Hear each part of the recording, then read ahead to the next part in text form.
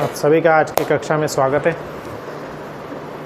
आज हम भगवद गीता अध्ययन पूर्ण रूप से नहीं करेंगे, जैसे श्लोक बाय श्लोक एक एक आगे बढ़ते थे।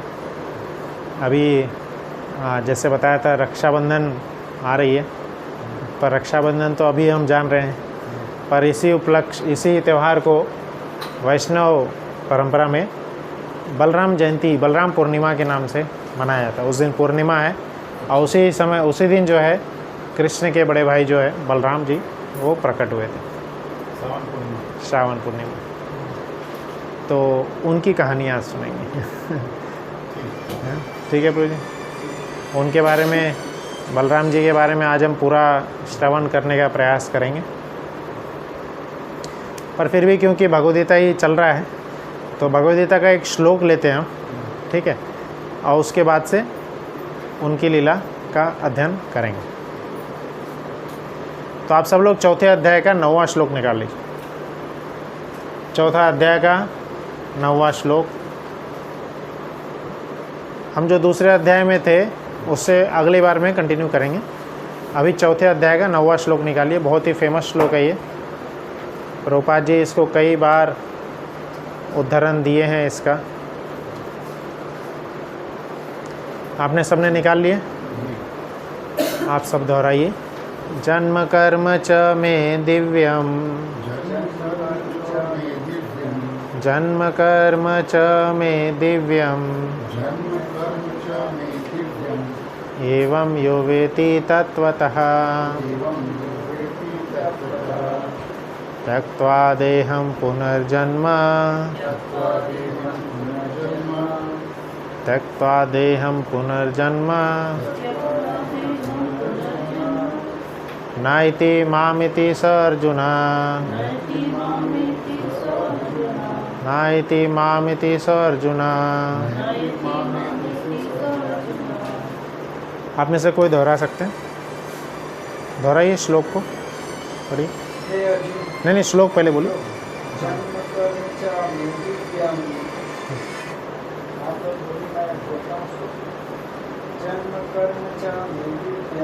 जन्म कर्म च मे दिव्यम, हम यो वेति तत्वतः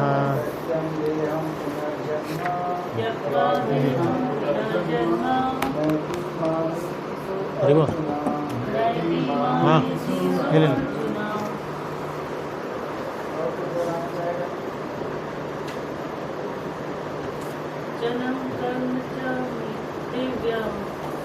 जन्म कर्म च मे दिव्यम, एवं यो वेति तत्वतः त्यक्त्वा देहं पुनर्जन्म नैति मामिति सो अर्जुन। बोलिए। हाँ बोलिए, बहुत अच्छा श्लोक है। जन्म कर्म च मे दिव्यम,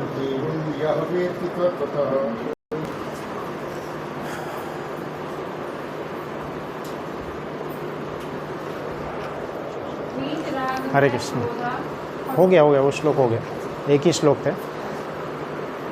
तो हम अभी इस श्लोक के ऊपर जैसे आपने मनन किए हैं, इसमें बहुत सुंदर सा एक और श्लोक आया था, अद्वैतम अच्युतम अनंत रूपम। तो भगवान के अनंत रूप हैं, कई सारे रूपों में भगवान प्रकट होते हैं और समय समय पर आप देखेंगे। चौथे अध्याय का ये 9वां श्लोक है। इसके पिछला वाला श्लोक क्या है आप पढ़िए। चौथा अध्याय का 8वां श्लोक, बहुत फेमस श्लोक है ये। परित्राणाय साधूनां विनाशाय च दुष्कृतां। तो विनाशाय च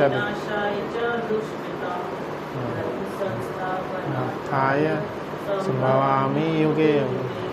तो इसको इस श्लोक में बता रहे भगवान क्यों प्रकट होते हैं। परित्राणाय साधूनां विनाशाय च दुष्कृतां। तो साधुओं के परित्राण के लिए, अर्थात उनको और विश्वास देने के लिए, उनमें प्रेम बढ़ाने के लिए और दुष्कृत के विनाश के लिए तो प्रकट होते हैं। पर 9वां वाला श्लोक क्यों इम्पोर्टेंट बताया गया है? क्योंकि अब इसमें बता रहे आपने तो कहानी पढ़ ली है, प्रकट हो गए भगवान, कहानी पढ़ ली है, पर उसके बाद हमें तत्व रूप से जानना है। क्या है इस श्लोक में? जन्म कर्म च में दिव्यम। भगवान के जन्म और कर्म बहुत ज़्यादा दिव्य है ना, मामूली या हम सब जैसे नहीं, बहुत दिव्य है। भगवान चतुर्भुज रूप में प्रकट होते हैं, है ना? कोई बालक प्रकट होता है ऐसा? कोई बोल सकता है कि हाँ भाई उसके एक उंगली ज़्यादा है, या कोई बॉडी पार्ट्स और ज़्यादा हो सकता है, ऐसा आ सकता है। 4 भुजाएं और प्लस में सारे कपड़े वेश, सुंदर पीताम्बर वेशधारी थे, सारे आभूषण लिए भी थे तो ऐसे आए थे भगवान, है ना। तो भगवान का प्राकट्य दिव्य है ना। किसी के कहने और किसी के कोई बोलेगा कि हाँ भाई इसने वरदान मांगे थे इसलिए आए थे, नहीं, ये सब बहाने हैं। पर मुख्य रूप से भगवान के प्राकट्य का कारण है कि भक्तों में प्रेम जागृत करना। तो भगवान जो प्रकट होते हैं उनको तत्व रूप से हमें जानना चाहिए। क्या लिखे हैं? यो में वेति तत्वतः। तत्व रूप से मतलब फिलॉसफिकली, फिलॉसफी से जब हम समझेंगे क्यों भगवान प्रकट हुए हैं, तो उसी श्लोक में बता रहे क्या होगा, ना इति माम इति सर्ज। तो इसके ये शरीर के उपरांत में हम लोग वापस इस 84 लाख के चक्कर में जन्म मृत्यु के संसार में नहीं आएंगे। कहाँ आएंगे? माम इति स अर्जुना। कृष्ण स्वयं बोल रहे हैं, है ना, कृष्ण के पास। माम कौन है? कृष्ण ही बोल रहे हैं। तो माम इति अर्थात देह उपरांत कृष्ण के पास जाए। तो सिर्फ जन्म और मृत्यु के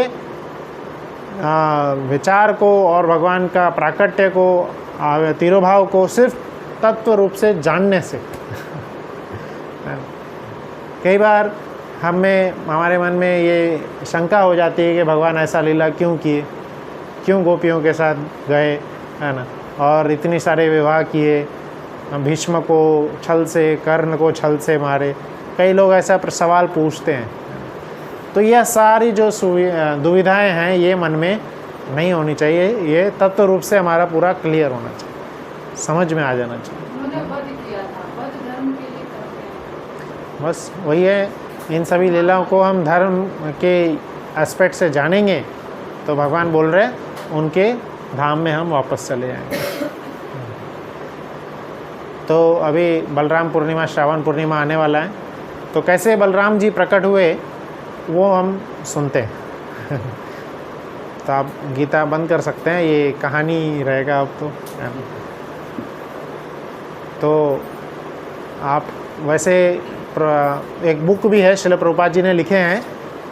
कौन सी बुक है? Krishna the supreme personality of godhead. हाँ, आप कभी देखे हैं तो प्रभु जी के पास है, देख लीजिएगा बाद में। Krishna the supreme personality of God. Prabhupada ji ने प्रभुपाद जी को लग रहा था कि वो पूरा भागवतम कंप्लीट नहीं कर पाएंगे, लिख नहीं पाएंगे, इसलिए कृष्ण की सारी लीलाएं उन्होंने एक अलग पुस्तक में लिख दी। हाँ, वो नीला वाला जो पुस्तक है, कृष्ण की सारी लीलाएं पूरा प्राकट्य से लेकर के अंत तक, ये पूरे 90 अध्याय, 90 चैप्टर्स, 90 अध्याय में प्रभुपाद जी ने पूरा वर्णन किए हैं। स्टोरी फॉर्मेट में है, आराम से कभी भी पढ़ सकते हैं। और अभी जन्माष्टमी है तो ज़रूर पढ़ना चाहिए।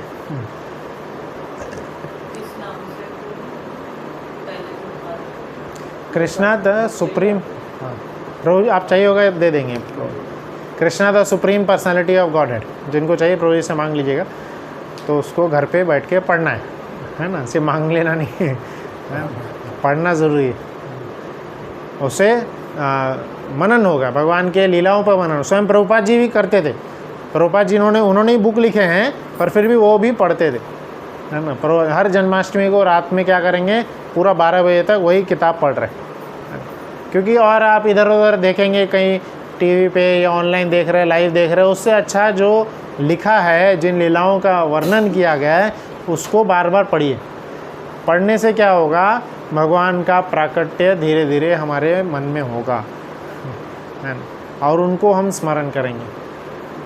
ठीक है, तो आप उस दिन भी पढ़िएगा 4 तारीख को, और 28 तारीख को आ रही है बलराम पूर्णिमा, श्रावण पूर्णिमा, तो उस दिन भी आप पढ़िएगा वो चैप्टर। बाकी ऑनलाइन भी अवेलेबल है वेदाबेस वगैरह में। तो हम समझने का प्रयास करते हैं जितना तक ज्ञात है। तो ये भगवान, हम सब जानते हैं, भगवान जो कंस जब अपने माँ बहन का, उनकी बहन कौन थी, देवकी, है ना, तो उनका विवाह हुआ था। और विवाह होते ही कंस खुद, क्योंकि उस समय कैसा रहता था, ये संस्कार होता है कि, या समझ लो रीति रिवाज होती है कि भाई बहन को विदा करके आता है, भाई जो है बहन को अपने नए घर तक छोड़ के आता है। तो कंस देवकी के भाई थे, तो अब वो उनको क्या कर रहे हैं, रथ पे स्वयं सारथी बन गए हैं। कंस इतना बड़ा राक्षस है, वो क्रूर राक्षस है। उसने उस समय तक में क्या स्टोरी थी कि उन्होंने सारे, उस समय जितने भी डायनेस्टीज़ है आसपास में, जितने भी राज्य है, सब पर कब्जा कर लिया था, है ना। और जरासंध करके एक बड़ा राक्षस है, तो उसकी बहुत अपार विशाल सेना थी। तो उनके साथ, उनकी 2 बेटियों के साथ उन्होंने विवाह कर लिए थे, ठीक है। तो किसी के साथ युद्ध करके उसको कब्ज़े में कर लिया, या किसी के साथ संधि करके उसको कब्ज़े में कर लिया, और या किसी के साथ में उसका कुछ काम में हाथ बटा दिया, तो वो उसका मित्र बन गया। तो इस प्रकार से एक मात्र बोल सकते हैं सम्राट बन करके क्रूर राक्षस जो है, और अपने पिता को तो उन्होंने जेल में ही डाल दिए थे। कंस कौन थे, कंस के पिता, जिनका बाद में फिर से राज्याभिषेक हुआ था, हाँ, है ना, फिर से बाद में उन्हीं को कृष्ण ने राज्य गद्दी दिलाए थे। तो ये भी बात आती है कि उग्रसेन इतने भक्त थे वो, है ना, पर भक्त के बेटे राक्षस कैसे आ गए, राक्षस प्रवृत्ति के कैसे आ गए। तो वर्णन है कि उन्होंने इधर खेले, जो पहले राजा सब इसके लिए जाते थे, जानवरों को मारने के लिए जो होता है, हाँ, खेलने के लिए, ऐसा अलग अलग वनों में जाते थे, ठीक है। तो क्रीड़ा होती थी उनकी, खेलना के लिए होते। उसी समय में एक ऐसे गांव में चले गए थे, और वहाँ पे एक राक्षसनी जो है सुंदर रूप बना करके इनके पास आई थी, उनके साथ संबंध हुआ था। तो वहाँ पे कंस प्रकट हुए थे, कंस आ गए थे, और वो आगे चल के रहे, ठीक है। तो कंस ने इस प्रकार से उग्रसेन को भी कब्ज़ा करके जेल में कर दिए थे। और जब देवकी को लेके जा रहे थे, देवकी माता को लेके जा रहे थे, उसी समय क्या होता है, भगवान की लीलाओं को और बढ़ाने के लिए, या और मधुर बनाने के लिए, या जल्दी से लीलाएं आ जाए, है ना।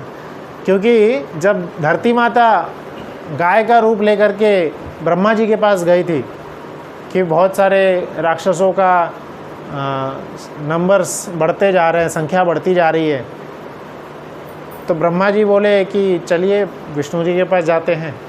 तो वहाँ जाने के बाद में स्वयं विष्णु जब प्रकट होकर के क्या बोले थे कि मैं आऊँगा, है ना। और उसी समय उनको बोले थे कि जब मैं आऊँगा तब मेरे बड़े भाई जो हैं, जो मेरे अनंत शेष जी हैं, कौन, पहले के अवतार में लक्ष्मण के रूप में आए थे, तो अब वो बड़े भाई के रूप में आएंगे। तो उन्होंने जो उन्हीं की माया शक्ति है, माया शक्ति को उन्होंने बोल दिए थे कि आपको सहायता करनी हो। वो प्रकट होंगे देवकी माता के सप्तम गर्भ के रूप में, 7वें गर्भ के रूप में, और उनका आपको संकर्षण करके, उनको खींच करके आपको रोहिणी माता के गर्भ में डालना है। तो ये सारी लीलाएं होंगी, और इस प्रकार से मैं और बलराम जी प्रकट होंगे। और उसके पहले उन्होंने सभी देवताओं को भी आदेश दे दिए थे, आप लोग अलग अलग जगह पे, अलग अलग पास में ही अलग अलग गाँवों में अलग अलग रूपों में प्रकट हो जाइए, भगवान की लीला में सहायता करने के लिए। भगवान की लीला में सहायता करने के लिए सभी जितने भी देवी देवता थे सब प्रकट हुए थे। तो इस प्रकार से वहाँ पे कई सारे डायनेस्टीज़ थी, वंश, जैसे आजकल तो सब यूनिक न्यूक्लियर फैमिलीज़ में बढ़ते हैं, तो कोई वंश इतना खास रहा नहीं, है ना। पहले पूरा गांव-गांव तक एक ही परिवार था, उन्हीं के ताऊ चाचा नाना सब भरे हुए हैं, तो ये पूरा एक वंश है ना। उधर उन्हीं की फैमिली है, एक एरिया पूरा हो जाता था, उनकी फैमिली है, इनके वंश इधर है, फिर इनके वंश इधर है ना। जैसे मिश्रा हो गया, दुबे हो गया, अलग अलग जो भी आप, ये सब भी एक एक वंश ही है, कई सालों से, सदियों से चले आ रहे हैं ना। तो ये सब क्या है, एक अलग अलग वंश है। तो उसी समय भी थे। आप भागवतम देखेंगे उसमें वर्णन आता है, भोज वंश एक आता है, भोज वंश, चंद्र वंश और सूर्यवंश तो उस समय तक नहीं थे, हाँ उसमें वर्णन आता है। तो वो सब में अलग अलग देवी देवता जो है प्रकट हुए थे भक्तों का रूप लेकर के, ठीक है। तो ये सभी देवी देवताओं को ये पता था भगवान आने वाले हैं, और कहाँ से आएंगे ये भी पता था। कहाँ से आएंगे उन्होंने बता दिए थे, देवकी माता के गर्भ से आएंगे। तो अब फाइनली क्या है, देवकी माता की शादी हो गई, विवाह हो गया। तो अब देवी देवताओं में क्या हो गया, वो उत्साह और बढ़ गया कि अब भगवान प्रकट होने वाले हैं, है ना। देवी देवताओं में उत्साह बढ़ गया कि अब भगवान प्रकट होने वाले हैं, है ना। अब उनसे रहा नहीं जा रहा था, क्योंकि अब विवाह हो चुका है। अब उनसे रहा नहीं जा रहा था कि जल्द से जल्द वो प्रकट हो जाए, है ना। होता है ना, ये उत्कंठा होती है। तो पर वो उत्कंठा कुछ ज़्यादा ऐसे हो रही थी, तो उन्होंने क्या किए थे कि उस लीला को और बढ़ाने के लिए उसमें थोड़ा मिर्च मसाला डालते है ना। अब उन्होंने क्या देखे कि कंस अपने बहन को, देवकी को क्या कर रहा है, पूरा अच्छे से घर तक लेके जा रहा है, बहुत प्रेम भाव से लेकर के जा रहा है। तो देखिए कि अगर ये इतना प्रेम भाव से लेके जाएगा, इतना अच्छे से देवकी माता सज सवर के रहेगी, तो क्या होगा, भगवान ने क्या बोले, 8वें गर्भ में आएंगे, है ना। तो 8वां गर्भ आते आते सदियों गुजर जाएंगे। एक बच्चे को आने में 1 साल लगता है, फिर आएगा 2 साल 3 साल हो रहेगा, फिर दूसरा साल, है ना। फिर 8वां बच्चा आते आते तो हो गया 20 साल, ऐसे नहीं और निकलेंगे, है ना। तो बोले 15-20 साल इतना कौन इंतज़ार करेगा, चलो कुछ क्या करते हैं, स्पीड बढ़ाते हैं। तो देवी देवता क्या लीला करते हैं, आकाशवाणी करते हैं, आकाशवाणी करते हैं, और कंस को इतना ज़्यादा चढ़ा देते हैं। क्या बोलते हैं कंस को, क्या आकाशवाणी हुई थी, हाँ पहले तो उसको बहुत ज़्यादा भर्त्सना किए, हे मूर्ख कंस, तुम अज्ञात हो, तुम अज्ञानी हो, है ना।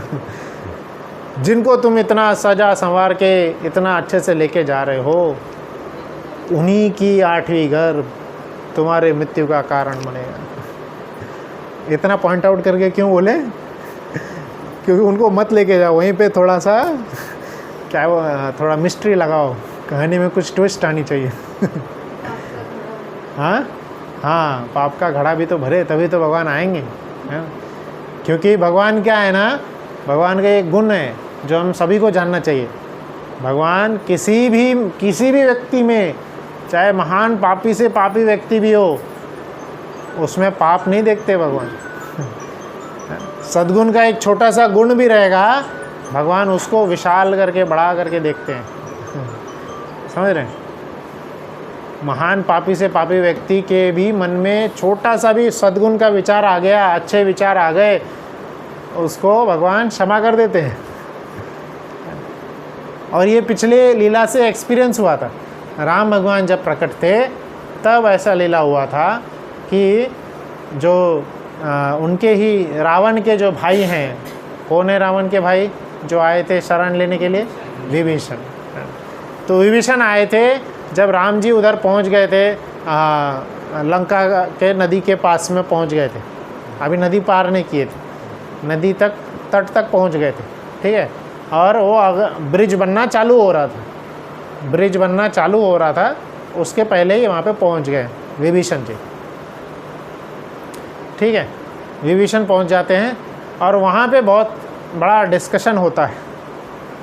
क्या डिस्कशन होता है कि विभीषण अभी हवा में ही लटके हुए हैं।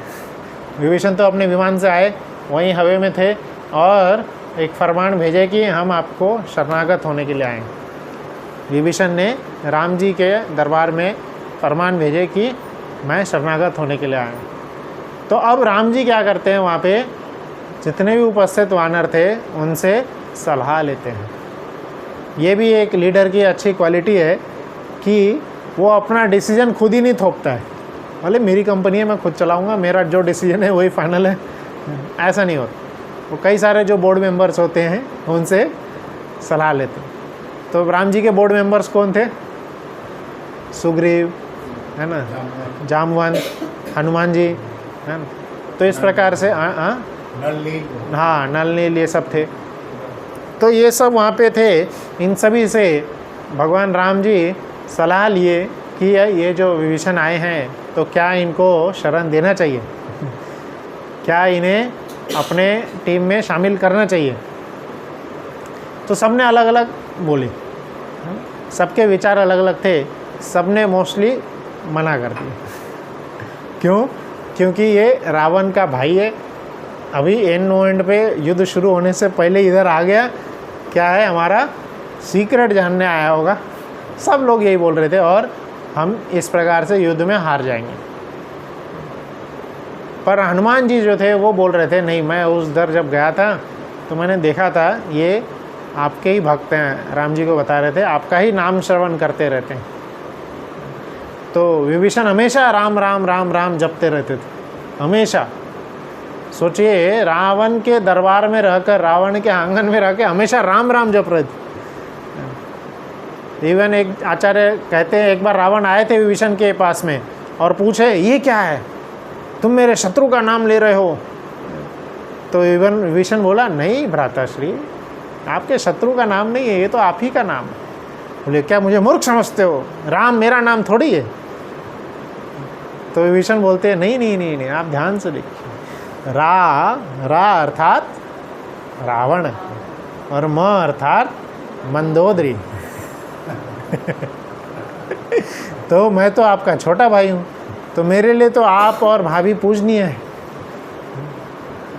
तो क्या है ना, कई लोग बहाना बनाते ना कि हमारा वातावरण ठीक नहीं है, हम जब कर नहीं सकते है ना, हमें बॉस अलाउ नहीं करता है, घर में अलाउ नहीं करते। तो रावण जैसा वातावरण तो नहीं था ना। तो रावण के वातावरण में भी विभीषण ऐसा बुद्धि लगा करके अपने इष्ट देव राम का नाम जप कर रहे थे, है ना, कंटिन्यूसली। तो ये सब हमारे बहाने होते हैं, आलसपना होता है भगवान का नाम ना लेने का। पर जो भक्त होते हैं वो चतुर होते हैं और कैसे न तो कैसे भगवान का नाम लेते रहते हैं। हरे कृष्णा कृष्णा कृष्णा हरे हरे, हरे राम राम राम।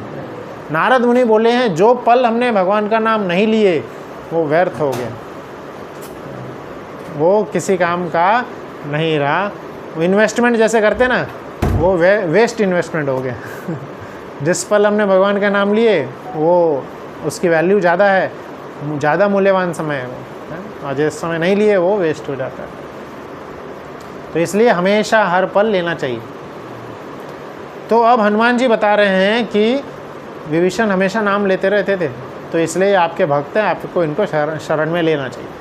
पर फिर भी सुग्रीव राजा थे, तो सुग्रीव वो जो है कई बार मना करते आ रहे थे।